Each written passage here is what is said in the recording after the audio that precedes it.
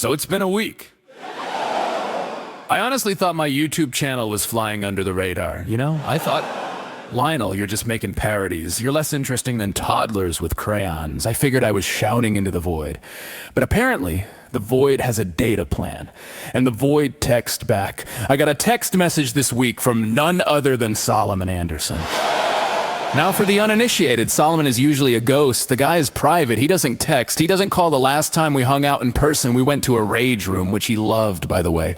Until he realized I was the guy who got his dad committed to a mental hospital. Then he looked at me like I was the one holding the butterfly net. Since then, radio silence. Until I started posting anime, apparently that was the bat signal, so he'd text me, "Dude, what is going on with your YouTube channel?" And I swear to you, I am not making this up. He calls me, brother, with an umlaut, 2 dots over the O like he's in Motley Crue, and then he hits me with this gem. He says, "If you're bisexual, that's okay. There are healthier ways to deal with it." Okay, let's unpack this.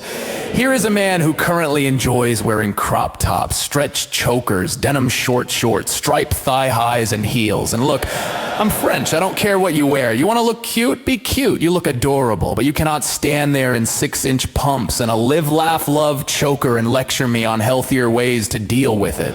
Sweetheart, I'm not the one bringing sex into this. I'm making memes. You're the one projecting harder than an IMAX theater to me. You just want to be kawaii. But then he accuses me of replying with horny emojis. Buddy, I sent you a sparkle emoji. If you think a sparkle is sexual solicitation, you need to get out of the compound more often.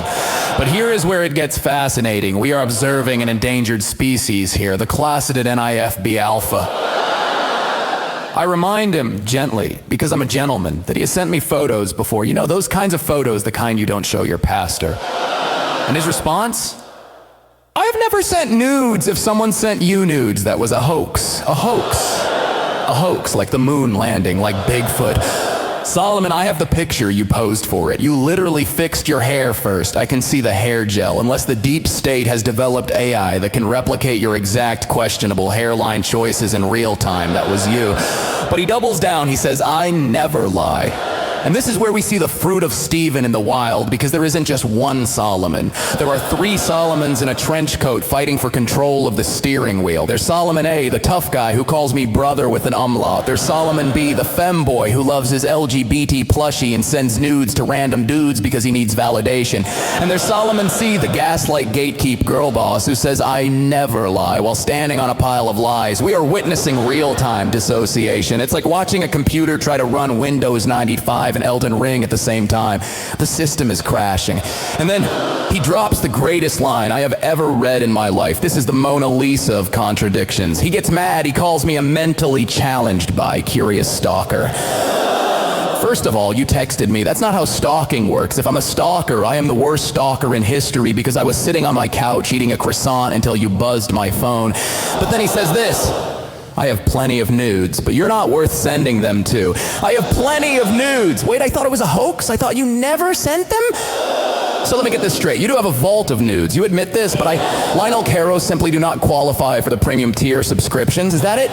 Did I miss a payment on Solomon fans? I have plenty of nudes, but I didn't send you any. It is hilarious. It is objectively funny. He's trying so hard to be the alpha, to be the man of God. But he just admitted to having a camera roll full of thirst traps. In the same breath, he called me a pervert for noticing them. And then the finale, I try to de-escalate. I tell him, "Relax, I'm not judging you. Just talk to me normally." And he replies, "Show me the nudes." Brother, you can't deny sending me nudes and demand to see them at the same time. That's Schrödinger's thirst trap. It's funny. It really is, but it's also not. See, I'm laughing at their hypocrisy. I'm laughing at the "I never lie" coming from a guy who is lying to himself every second of every day. But if you look closely, if you stop laughing for a second, you see exactly why he is this way. Solomon is a walking, talking fragmentation grenade, and who pulled the pin? His parents. We are looking at a young man who was raised by Stephen and Susanna Anderson, a man who threatened to kill his son's pet, a man who took Solomon's favorite toy, something the kid saved his own money for, and destroyed it in front of him as a punishment, a woman who screamed at him from morning until night and insulted him relentlessly. When you grow up in an environment that is so devoid of love, so devoid of safety, where your identity is beaten out of you with an electrical cord, you don't know who you are. You become Solomon A, the tough guy to survive your parents. You become Solomon B, the boy in the dress, to survive your own feelings. And you become Solomon C, the liar, because the truth is too dangerous to say out loud. So he sends me texts, he calls me a stalker while he obsessively checks my channel. He denies the nudes while bragging about how many he has. He pushes me away and then asks me to prove he exists by showing him the pictures.